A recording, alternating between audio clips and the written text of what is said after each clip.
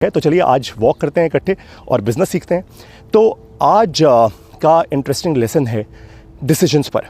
देखो भाई, बिज़नेस में पूरी की पूरी सफलता केवल एक ही चीज़ पर निर्भर करती है, एक और एक चीज़ है बस, और वो है सही डिसीजन लेना।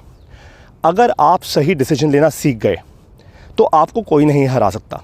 हाँ, स्पीड स्लो और तेज़ होती रहेगी, लेकिन हारोगे नहीं, रुकोगे नहीं। अगर सही डिसीजन लेना नहीं सीखा तो गारंटी दे रहा हूं कि भाई आपका नुकसान होगा ही होगा, और ये सब कुछ आप ही के कारण होगा। ये क्लियर कट है, राइट। अब मुद्दे की बात तो ये है कि चलो ज्ञान तो समझ आ गया कि भाई सही डिसीजंस लेने हैं, तो सही डिसीजन लेने कैसे हैं ये कोई भी नहीं समझाता। किसी बुक में नहीं लिखा, कहीं थ्योरी नहीं समझाई जाती कि भाई सही डिसीजन लूँ तो कैसे लूँ। चलो आपको समझाता हूँ। आज मेरे साथ एक लंबी सी आप वॉक करो, अगले 1 किलोमीटर की वॉक करते हैं और समझते हैं कि सही डिसीजन कैसे लेंगे। तो सही डिसीजन लेने के लिए सबसे पहली चीज़ जो होती है वो ये समझना होता है कि आखिर मैं डिसीजन लेता कैसे हूँ। मान लीजिए मैं पारितोष हूँ, तो पारितोष डिसीजन कैसे लेता है? क्या वो डर से लेता है, इमोशन से लेता है, सोशल मीडिया से लेता है, रिश्तेदारों की बात सुनकर लेता है, या फैमिली के प्रेशर से लेता है, या फिर मैं लॉजिक से, डेटा से और इन्फॉर्मेशन से डिसीजन लेता हूँ? अब ये मुझे जानना चाहिए अपने बारे में, आपको भी ये जानना चाहिए अपने बारे में कि एक्चुअली आप डिसीजन कैसे लेते हैं भाई, राइट। सबसे सही डिसीजंस वो होते हैं जो इन्फॉर्मेशन से लिए जाते हैं और डेटा से उनको प्रूव किया जाता है, यानी वैलिडेट किया जाता है। इसका सिंपल सा आपको एग्जांपल देता हूँ। अब मान लीजिए आपको अपने बच्चे का स्कूल में एडमिशन करवाना है। अब आप सबसे पहले क्या करेंगे? आप अच्छा स्कूल ढूंढेंगे। कैसे ढूंढेंगे? आप अपने आसपास रिश्तेदारों से पूछेंगे कि भाई कौन सा स्कूल अच्छा है, किसके बच्चे कहाँ पढ़ाई कर रहे हैं, कौन सा बच्चा कहाँ एडमिशन ले रहा है, वगैरह वगैरह। फिर आप स्कूल जाके देखेंगे, स्कूल में बात करके देखेंगे, वहाँ पे प्रिंसिपल से बात करेंगे, टीचर से बात करेंगे। तो आप यहाँ पे क्या कर रहे हैं? आपको फर्स्ट लेवल पे एक इन्फॉर्मेशन मिली, कुछ इन्फॉर्मेशन मिली ऑफ कोर्स, उसको फिर आपने डेटा में कन्वर्ट किया, राइट। नाउ जब डेटा में कन्वर्ट किया तो you started getting some data pointers. ये डेटा पॉइंटर्स जब आपके पास आए, इससे अब आप एक बेटर क्वालिटी डिसीजन ले पाएंगे। लेकिन ये कंप्लीट नहीं है ना, इन्फॉर्मेशन भी कंप्लीट नहीं है और डेटा भी कंप्लीट नहीं है। और इसीलिए MBA प्लस के गुरुकुल में हम समझाते हैं एक रूल कॉल्ड द 30-20-30 रूल। 30-20-30 का एक रूल समझाते हैं हम कि भाई 30% इन्फॉर्मेशन जब हो तो आपको क्या डेटा चाहिए जिससे आप सही डिसीजन ले पाओ। फिर 20% और इन्फॉर्मेशन आ जाए तो क्या डेटा चाहिए ताकि सही डिसीजन ले पाओ। फिर 30% और इन्फॉर्मेशन आ जाए। हम 30-20-30 ही क्यों कहते हैं? क्योंकि भाई देखिए, साफ है बात कि किसी भी चीज़ को करने के लिए 100% इन्फॉर्मेशन कभी भी नहीं होगी, हो ही नहीं सकती। It is fundamentally impossible. एक डॉक्टर जब सर्जरी करता है 100% इन्फॉर्मेशन उसके पास भी नहीं होती, तो बिजनेस के पास तो बिल्कुल भी नहीं है राइट।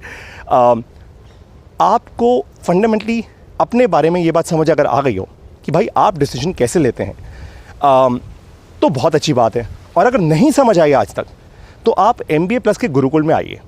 सबसे पहली चीज़ जो हम समझाते हैं ना अपने गुरुकुल में हर बिज़नेस ओनर को, आज हज़ारों बिज़नेस ओनर्स हैं भारत से, नेपाल से, दुबई से, ओमान से, US से, कनाडा से, जो जुड़े हुए हैं हमारे साथ। वो सारे के सारे लोगों को हम सबसे पहले यही समझाते हैं कि भाई लोग, सबसे पहले तो डिसीजन लेना सीखो। अब बिज़नेस का कोई भी ज्ञान आप ले लो, ज्ञान से फ़ायदा नहीं होगा। अगर डिसीजन मेकिंग ही गलत है तो फिर आप लाख रुपए लगाओ, 5 लाख रुपए लगाओ, 50 करोड़ रुपए लगाओ, it doesn't matter. Decision making गलत है, मतलब बेसिक्स ही गलत है। ठीक है भाई। अब दूसरी इंपॉर्टेंट बात कि इंफॉर्मेशन या डेटा का सोर्स क्या है, ये बहुत क्रिटिकल होता है। इसका एक एग्जांपल देता हूँ आपको, तुरंत समझ आ जाएगा। बहुत सारे लोग ना स्टॉक मार्केट की टिप्स पे बड़ा विश्वास करते हैं। भैया इसकी टिप, उसकी टिप, यहाँ की टिप, वहाँ की टिप, है ना, ये वाला स्टॉक ले लो, वो वाला स्टॉक ले लो, चाय वाले की टिप, पान वाले की टिप। अगर आप टिप्स पर कभी भी किसी भी स्टॉक में इन्वेस्ट करोगे तो क्या होगा? नुकसान ही होगा ज़्यादातर तो नुकसान होगा, है ना। मैथमेटिकल प्रोबेबिलिटी तो पक्की है कि भाई नुकसान होगा और पक्का होगा, right, that is for sure.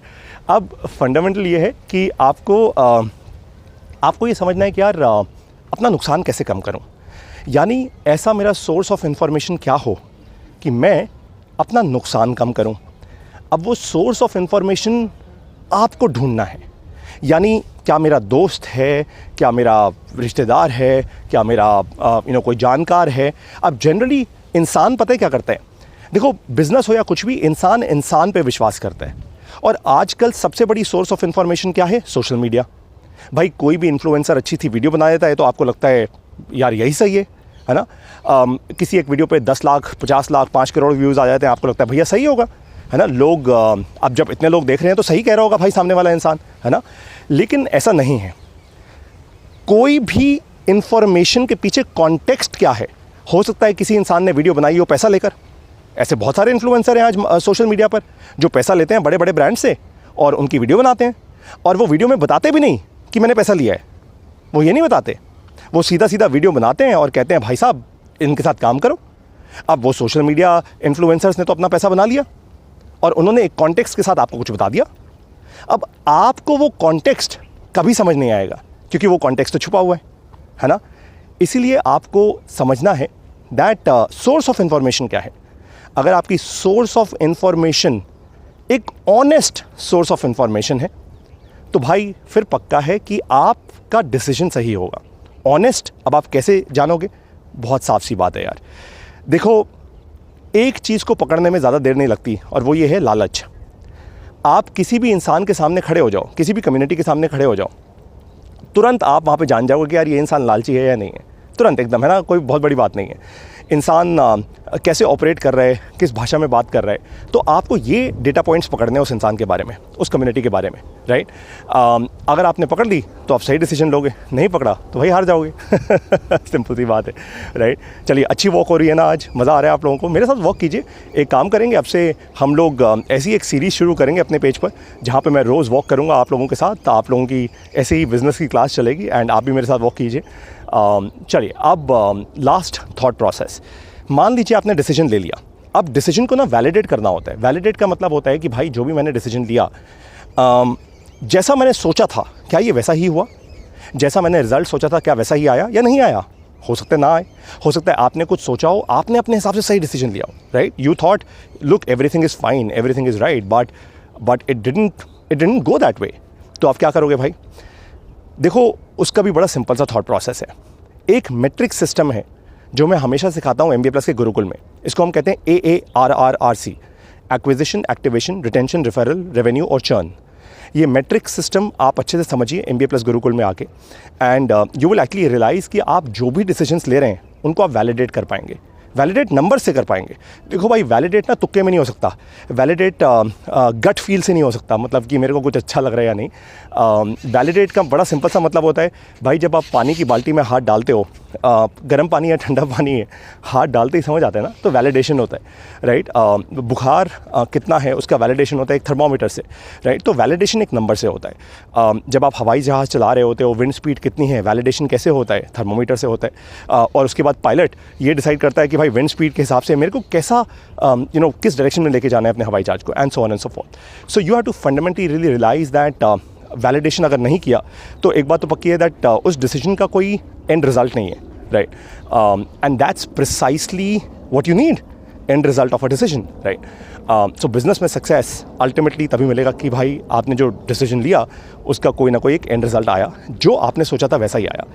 अब लास्ट थॉट दे रहा हूँ आपको आज की इस क्लास का, कि मान लीजिए आपने 5, 10, 15 डिसीजंस लिए। अब उन डिसीजंस को लेने के बाद आपको ये चेक करना है कि मेरे कितने डिसीजंस सही हुए, यानी मुझे उनसे सफलता मिली, और कितने डिसीजंस गलत हुए, मुझे सफलता नहीं मिली, राइट? जब आप ये समझेंगे ना, that's when you will actually realise that यार मेरा डिसीजन मेकिंग मीटर, मेरा पर्सनल मीटर कैसा है। समझ आ गया आपको बात, है ना? ये पूरी की पूरी मैंने क्लास कंप्लीट कर दी यहाँ पे। जब आप ये समझोगे तब कहीं जाके आपके दिमाग की बत्ती खुलेगी और आप बोलोगे यार मुझे डिसीजन मेकिंग में आज इतनी हेल्प चाहिए, मुझे इस प्रकार की हेल्प चाहिए, मैं ऐसे डिसीजंस गलत लेता हूँ, ऐसे डिसीजन सही लेता हूँ। तब कहीं जाके आप अपना बिजनेस बढ़ा पाओगे। अब अगर आप सही डिसीजंस लेना सीखना चाहते हो, मैंने जो आपको इस क्लास में सिखाया वो बेसिक्स हैं। आप और डेप्थ में जाना चाहते हो, आप मुझसे डिस्कस करना चाहते हो कि पारितोष मैंने कुछ ऐसे डिसीजंस लिए हैं, मेरे पास कुछ ऐसा डेटा है, कुछ ऐसी इन्फॉर्मेशन है, क्या आप मुझे हेल्प कर सकते हैं? तो आपको एक रास्ता देता हूँ। मैं एक कम्युनिटी चलाता हूँ जिसका नाम है MBA प्लस गुरुकुल। इस कम्युनिटी में हज़ारों बिजनेस ओनर्स हैं। कुछ सोशल मीडिया पर हैं, हमारे फेसबुक पेज पर, और बाकी सब के सब लोग हैं हमारी कम्युनिटी के अंदर, यानी हमारे व्हाट्सएप ग्रुप में। ये सारे के सारे बिज़नेस ओनर्स हैं भारत से, नेपाल से, यूएस से, दुबई से, ओमान से, कनाडा से। इन बिज़नेस ओनर्स का एक ही मुद्दा है कि भाई अपना बिज़नेस शुरू करना है, एक अच्छा बिज़नेस, और बढ़ाना है अपने बिज़नेस को। ये सारे के सारे बिज़नेस ओनर्स को मैं सिखाता हूँ, वो अपनी प्रॉब्लम्स मुझे देते हैं, कम्युनिटी में शेयर करते हैं, और हम लोग एक दूसरे की हेल्प करते हैं, एक दूसरे को क्लैरिटी देकर। अगर आप इस कम्युनिटी में आना चाहते हैं तो आइए। इस कम्युनिटी की हमने बड़ी सादी सी एक फ़ीस रखी हुई है, एक योगदान रखा हुआ है इनफैक्ट, क्योंकि एक गुरुकुल है, यहाँ पे हम पढ़ाते भी हैं और कम्युनिटी में एक दूसरे का बिज़नेस बढ़ाते भी हैं। तो ये गुरुकुल है भाई। तो योगदान रखा है पूरे जीवन भर का, पूरे लाइफ टाइम का, केवल 3,000 रुपये का। आप आइए इस कम्युनिटी में और ये योगदान देकर और जुड़िए बाकी सब लोगों के साथ जो ठीक आप ही की जैसी स्टेज पर हैं। And I am very very sure कि आप उनसे सीख कर और आप उनको सिखाकर उनका भी बिज़नेस बढ़ाएंगे और अपना भी। तो चलिए बिज़नेस बढ़ाते हैं और इस वॉक को और आगे लेकर जाते हैं। अब मैं मिलूँगा अपनी अगली वॉक पर आपसे। आप स्वस्थ रहें और इसी तरीके से आगे बढ़ते रहें। जय हिंद।